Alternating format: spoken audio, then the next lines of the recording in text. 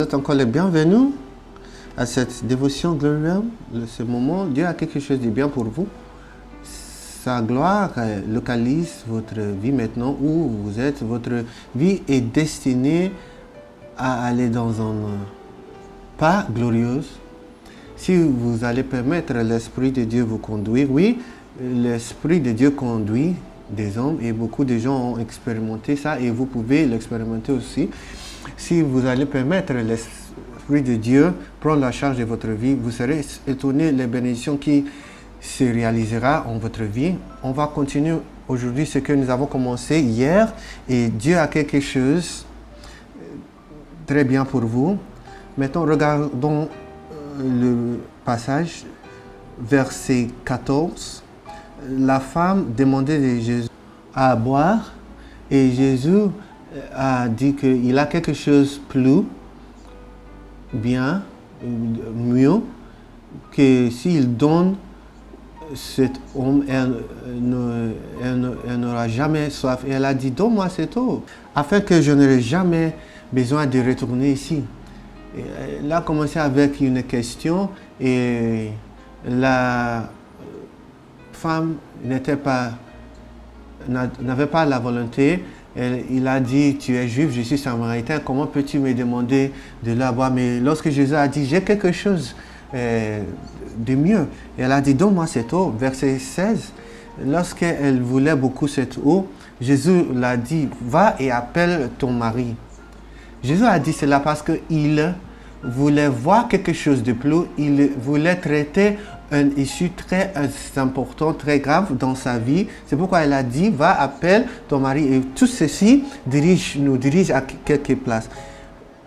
Verset 17, elle a dit, je n'ai pas de mari. Jésus a dit, tu as raison, tu as bien parlé en disant que tu n'as pas de mari parce que tu en as eu 5 et celui que tu as maintenant n'est pas ton mari.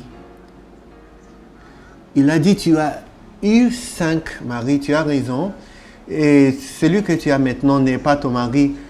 En cela, tu as dit la vérité. L'adoration est toujours dans l'esprit et dans la vérité. Elle a dit, va, appelle ton mari. La femme a dit, je n'ai pas de mari. Mais elle a eu 5, et voici la 6e mari. Elle a dit, je n'ai pas de mari. C'était évident que cette femme avait une expérience difficile avec des hommes. Jésus a dit, c'est la vérité que tu n'as pas de mari. Et n'est-ce pas très étonnant, et très, très malheureuse? Cette femme était avec 5 hommes et voici la 6e et aucun d'eux était son mari. Et cela nous dit qu'on ne doit pas changer à une personne, à un autre. Lorsqu'on pense le mariage, il faut penser à la volonté de Dieu. Jésus a discerné qu'elle avait des difficultés en sa vie. Il l'a connu, il a dit, va et appelle ton mari. Et les choses étonnantes est que elle a dit la vérité, elle était sincère. Elle a dit, je n'ai point de mari. Comment peut une femme qui avait 6 hommes dire « je n'ai point de mari » C'était évident qu'elle avait une expérience difficile. Regardez, il y a quelque chose d'inhabituel de cette femme. Peut-être elle est très belle, peut-être elle est quelque chose qui ne va pas dans la façon dont elle racontait avec les hommes, peut-être sa caractère. Mais vous voyez, lorsque Jésus a dit, va et appelle ton mari, elle était sincère. Ça veut dire que l'homme qu'elle avait, malgré le fait qu'il devait être quelqu'un qui était appelé son mari, il n'avait pas le rôle d'un mari. Beaucoup de femmes sont victimes des violences des hommes et ils sont exploités par des hommes à cause de leur beauté, pour parfois le fait qu'ils ont d'argent, ils sont riches, ou il y a quelque chose dans la vie dont ils veulent en profiter. C'est pourquoi il faut être sage et les hommes, il faut repentir de ces caractères très mauvais. de profiter de quelqu'un. Et Jésus, là où elle voulait, il a dit, tu as bien parlé, tu as dit la vérité, celui que tu as maintenant n'est pas ton mari. Et voyons sa réponse, verset 17.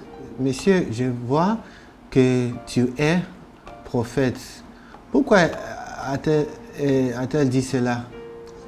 C'est parce que Jésus a parlé directement à la réalité de sa vie, ce qu'elle éprouvait, et Jésus a été exact.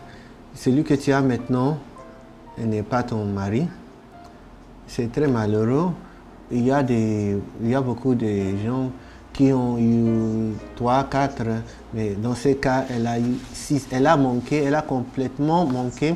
Si vous ne cherchez pas la volonté de Dieu dans le premier, peut-être vous allez faire des erreurs dans le deuxième, comme ça. On ne doit pas essayer beaucoup de gens. Il faut chercher la volonté de Dieu, que Dieu révèle à nous son agenda pour notre vie. Jésus, là où elle voulait, elle a dit, tu es prophète, n'est-ce pas? Vous voyez, Dieu vous connaît et il connaît le secret de votre vie. Si vous ouvrez votre vie à lui, il va vous donner la vie que vous désirez. Il faut seulement lui demander d'être le Seigneur de notre vie. Il faut être sincère. Beaucoup de nous sont très sécrétifs. Soyez secrets. Si vous éprouvez quelque chose aujourd'hui, je veux que vous sachiez que Dieu vous aime beaucoup. Il a dit que mes plans pour vous sont bons, pour vous donner un futur attendu. Il a un bon plan pour vous, mais vous ne pouvez pas l'attendre, votre force. C'est lui qui peut vous amener là. Il faut soumettre votre vie à lui. La raison pourquoi il y a beaucoup de problèmes dans la vie de beaucoup, c'est parce qu'il veut essayer, il veut le faire en leur force. Mais Jésus est prêt maintenant. Il faut demander seulement qu'il devienne le Seigneur de votre vie. Je vous l'ai dit que votre vie sera paisible et pleine d'amour, de joie et aussi la vie éternelle. Je décrète que c'est bien votre corps, esprit et votre âme. Si vous éprouvez quelque chose qui est très terrible et malheureux, je prie que le Seigneur va le changer. Merci de nous avoir écoutés. Je suis Igor Lusegobourou. Que Dieu vous bénisse.